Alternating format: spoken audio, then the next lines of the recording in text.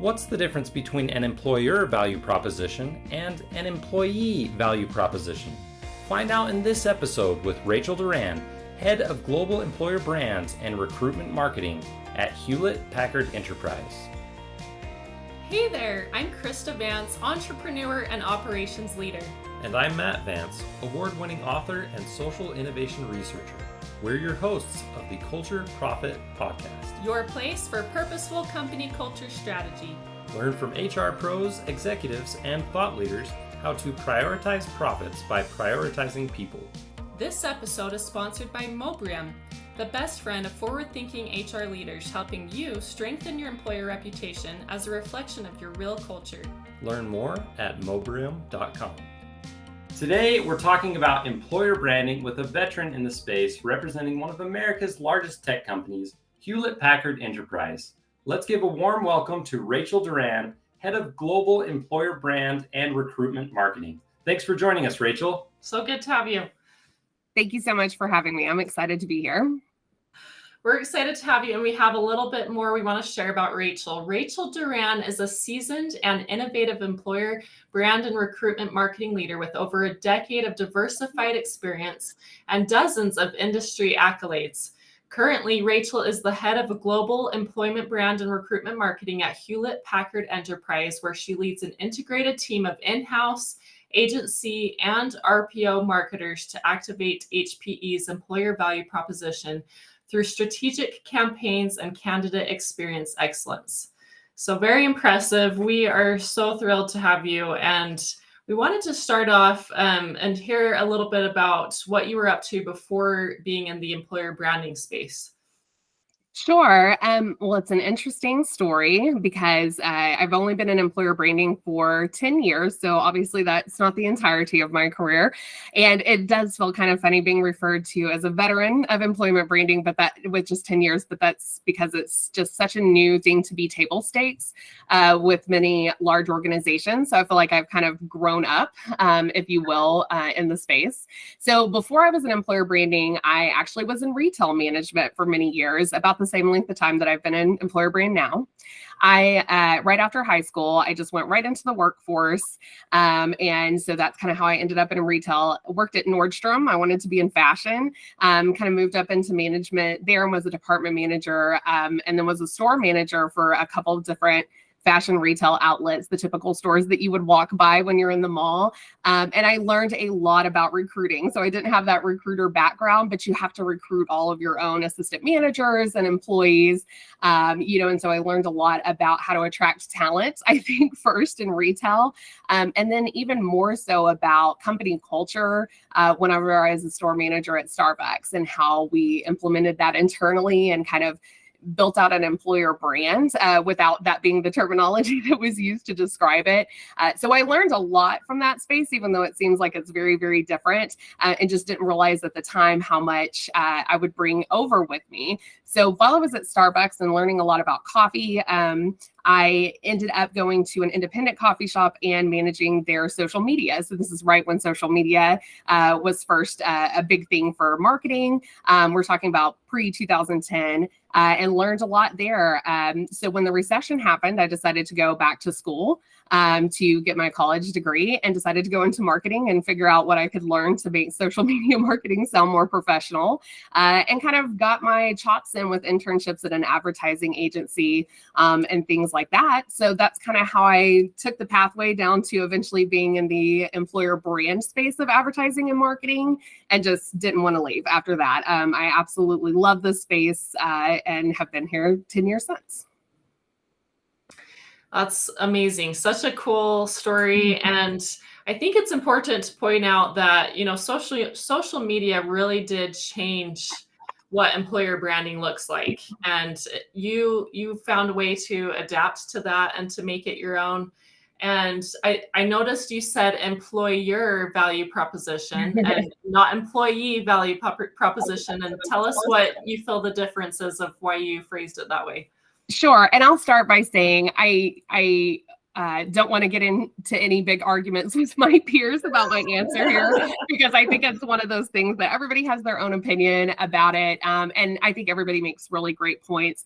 So it's just my preference. And I think it really comes back to my experience in the advertising agency side of it. And I think that's because when I was in the advertising side, I heard a lot of the brand value proposition. I know that a lot of places say customer value proposition as well, but I really heard brand value proposition a lot. And that's what the work was that we did to build what that brand promise was to the customers. And so when I hear employee value proposition, to me, I think there's a focus on the employee, and that's what the intent is. However, I feel like it's kind of implying that they are proposing their value to the employer, that it's their value that they're proposing. And I think that happens in their interview and their application. And they already kind of know that piece, right? We can't define that for them. And so that's why I prefer employer value proposition, because I feel like it's putting the onus on the employer. It's saying, this is what we are proposing as a value to you as your potential employer, and what we promise to you as a brand as your current employer once you join. The other reason that is very specific to HPE is that we don't say employees internally. We rarely do. We say team members, right? Because then we don't get into the legal definition of employees.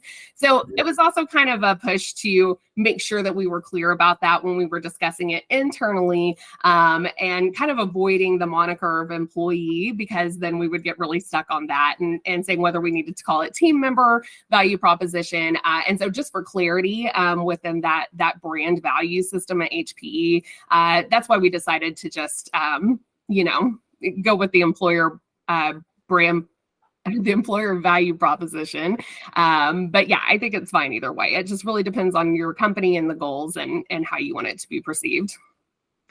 Yeah, I think that makes sense, because it's really like what you're offering those who want to come work for you. And I think having that perspective, and you mentioned how you did a lot of recruitment for Nordstrom and Starbucks, and just not just getting people to be attracted to your company, but getting the right people to be attracted to what you are offering. Right, exactly. And honestly, I have to say, Rachel, I think you're converting me from taking on the employee value proposition terminology to employer value proposition terminology. So no offending happening over here. I love it. And I think the way that you've defended that approach is so logical, and it makes so much sense. And honestly, yeah, the way that you contrast that with the employee being in an interview saying, here's my employee value proposition, here's what I can give to you as an employer, why you should hire me. And the exact opposite of the employer saying, here's why you should hire us, in a sense, and why we can be a part of your career, and how there can be a level up, a value add to you and your individual goals. I think that's amazing. So Rachel, HPE is just about to launch their new employer value proposition. Tell us a little bit about it. What does it represent to employees? Sure. So this is such a labor of love of mine. I'm so excited to launch this because there's so much work behind it. I just joined HPE this time last year, so have just been here for right at a year, which is very exciting. When I first joined, there was interest to really kind of level up where we were from an employer brand and recruitment marketing perspective. They were doing a great job. It was just kind of like, where can we go from here? How can we innovate? And EVP was top of mind for our global leadership team within recruiting. So this was also a key priority across the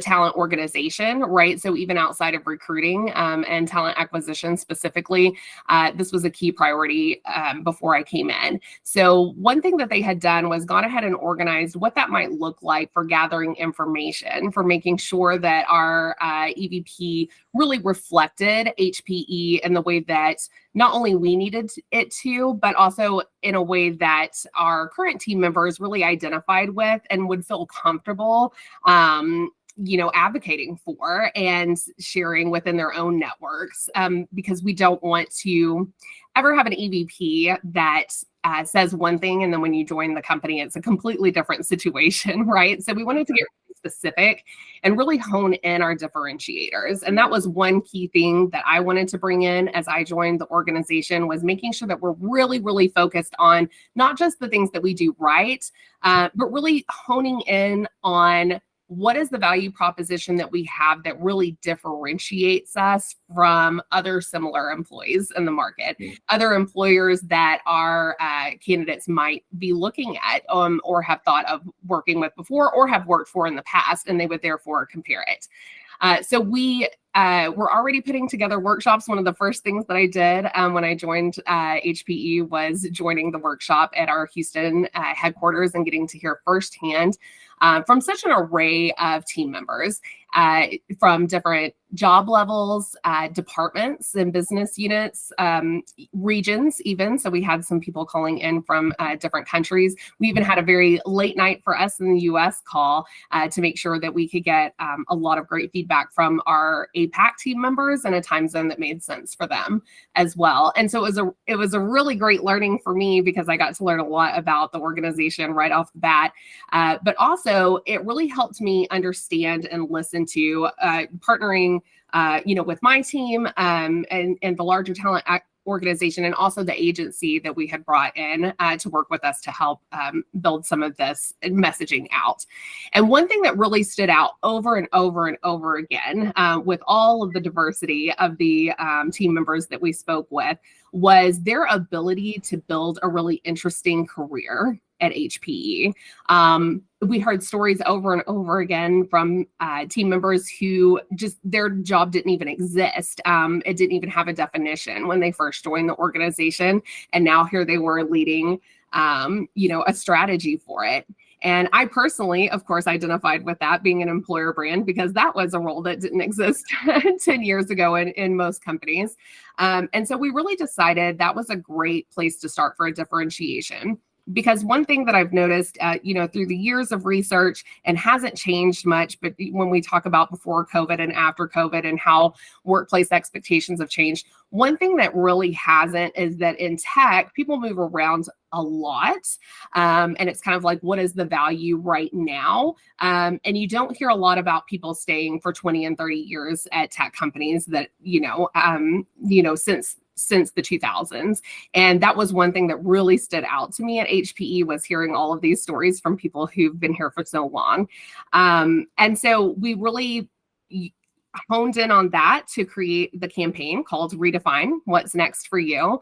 And the way that we came up with that kind of solidified tagline was really to tie into the culture blueprint that had already had a lot of work behind it internally, and also our promise to our customers and how we tie that together. So HPE's purpose is advancing the way people live and work.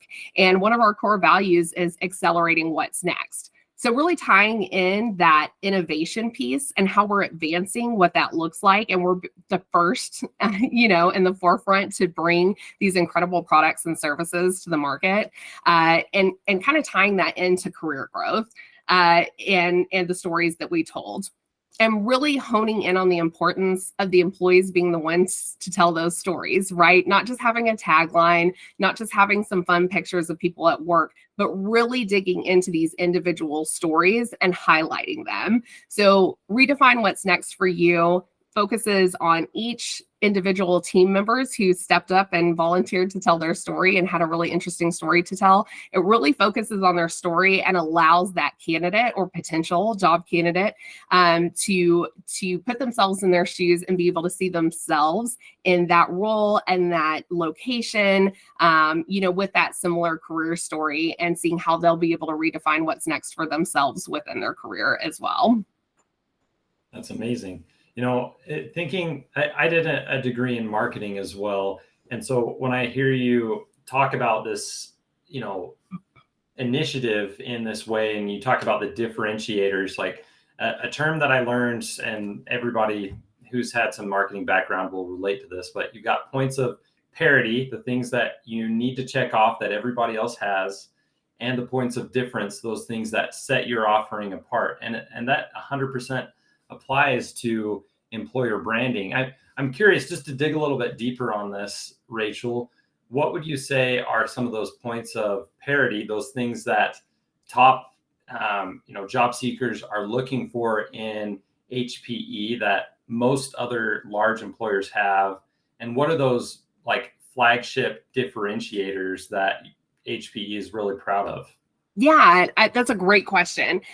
Because I think when we look at the marketplace overall, and keep in mind, a lot of my experience is very specific to the tech industry. I've dabbled in other places when I've been on the agency side as well, but really specifically in tech.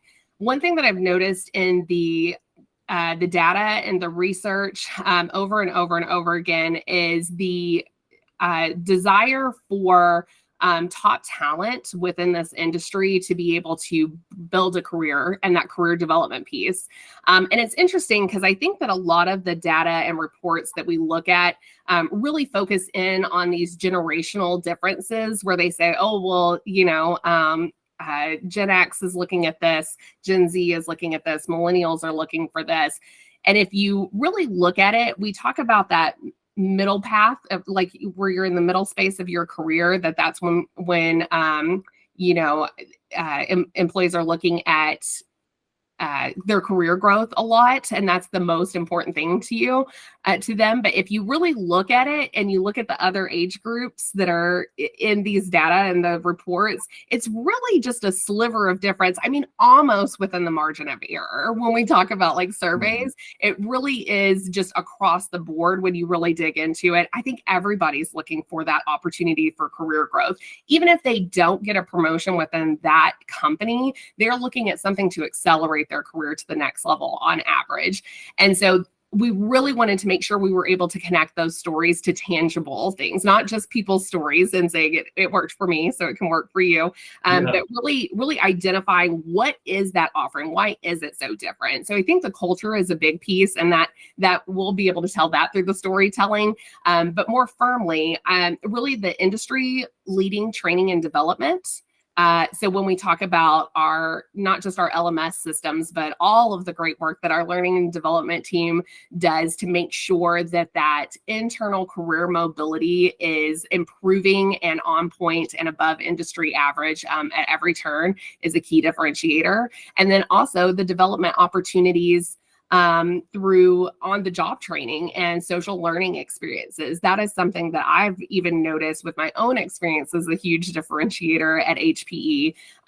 We have a great internal mobility piece within our HRIS systems where we have a career hub that suggests, new jobs as they open up internally for you that might match your skills and career pathing. And then also gigs. That's a really cool differentiator for us too. Anytime we have a project where we don't need a whole full person on there, but we may be able to benefit from someone's skills and experiences in their role, and they're looking to meet new stakeholders within the organization and build out their networking and seeing what other people are doing and other organizations that they may want to transfer to later. So it really brings us all together to give that opportunity for meeting new people and working on their projects. So that's really interesting and fun. And then also just the piece about really talking about the work that fits your life and the level of extreme flexibility that we have with our work-life balance at HPE, and how that can determine quite a bit in your ability to be successful in your career development. You did the research, and it sounds like exactly what you've been implementing, what you've been working on, and what HPE is about to launch is answering what the data says, right? And that is going to hopefully attract the right people. And pointing that out, the culture profit, we like to focus on what's the money, the bottom line, right? What's going to get employers to do these things for their employees, and what was like, why did they hire you? Sure. What's the bottom line for it, and why did they want to do this innovation in the employer value proposition? Yeah, that's such a good question, because I think that it's something that is, stresses marketers out, any kind of marketer out, but especially as an employer brander, right? Because it's not really tied into a revenue stream. So we really have to think about what is the value that we are adding as far as opportunity cost and bridging that gap, which I think can be a little bit more apparent when we're talking about recruiting the best talent. And obviously that has an avalanche of great results when we have the best talent and we're able to attract them to joining our organization. But also just kind of controlling costs, right? At the end of the day, we're partnering with Recruitment, and that's part of talent, and that really is, a cost center when it comes down to it. If you want to hear the harshest terms from your finance partners, so I think that it really is talking about what is that breadcrumb trail to produce value when it comes to being a cost center and asking for this additional, piece of support from a marketing standpoint. So really, what it comes down to for HPE is a powerhouse in the market. That's just objectively true. But awareness of HPE as an employer was definitely an opportunity. That was a gap that needed to be filled. And it's for a couple of reasons, right? Anytime you're in a B2B model, you have a lot of people in that space who are your customers, who are fully aware of your brand, but that doesn't necessarily overlap in the Venn diagram of customers to potential candidates. It can be quite a different target audience for that type of branding and marketing opportunity. The other thing that's unique to us is, Hewlett Packard Enterprise, of course, used to be part of the larger HP organization. And although it's been many years since it split and HPE became its own separate entity, that continues to be a challenge when we're speaking to candidates to clearly define the difference between the two organizations and what we do and what the opportunities and benefits are. One thing that's very interesting is once we get people in for an interview at HPE and we're able to share that value with the candidate, we have a really good success rate for converting that into an offer accept. So that was presented to me when I first started. That's not the issue, right? Is that top of funnel awareness. We need to ensure that top talent is exposed to our employer brand and our EVP messaging before they even apply or have that initial conversation with our recruiters, because that was the gap that needed to get filled, is how do we get the interest? How do we get them to even apply and understand what the organization does? So with having the strong EVP in the talent market, we're going to be able to substantially reduce cost of hire and time to fill by helping our sourcers and our overall talent attraction team and our recruiters move that top of the funnel piece a little bit faster, be able to navigate some of that education piece with the candidate a little bit quicker, and be able to really help them meet their SLAs there as a support standard. But also, we're really hoping, and I've seen this in my past in my career over and over again, to aid in the retention of our current team members. Of course, we have a great employee experience, or team member experience team, that helps with a lot of that piece as well. But always helping people to be proud of the work that they do and having external content that's specific to themselves or their team members and the work that they're doing out there that they can share in their social media. That always helps, support that retention and that pride for team members. So those are some of the ways that you can truly affect the bottom line and the profitability of your organization through a strong EVP and employer brand strategy. Yeah, that's incredible, and such a thorough encapsulation of the value proposition you are bringing to Hewlett Packard Enterprise with these initiatives. I think that's amazing. So kind of to recap some of those things for our listeners, we're reducing costs by, ensuring that there's lower turnover. We're increasing the time to hire, increasing the quality of applicants because they're more familiar with the employer value proposition before they're even interviewing.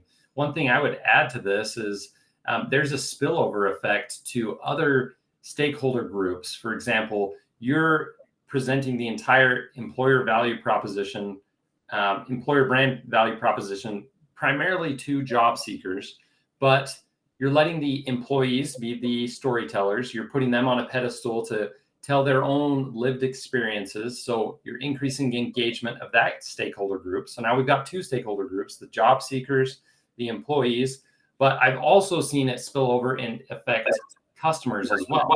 Because customers are searching, especially in this B2B space where HPE is operating, and there's significant contracts in place that they want to be sure they're partnering with the obvious choice and seeing that employees love working here. There are great scores on sites like Glassdoor and Indeed and Comparably and InHerSite, and employees are telling their stories about how satisfied they are. That's one added advantage to secure new business on the revenue growth side. So in my opinion, employer branding is absolutely essential in today's marketplace. And Rachel, it's so exciting to see what you're doing. I'm pumped to see more of this new initiative come to fruition, be announced publicly. And so thanks for sharing that. Any other thoughts, Rachel and Krista? Yeah, any final advice for those looking to create an employer value proposition? Sure. So, I have a lot of advice. First is develop a solid return on investment statement.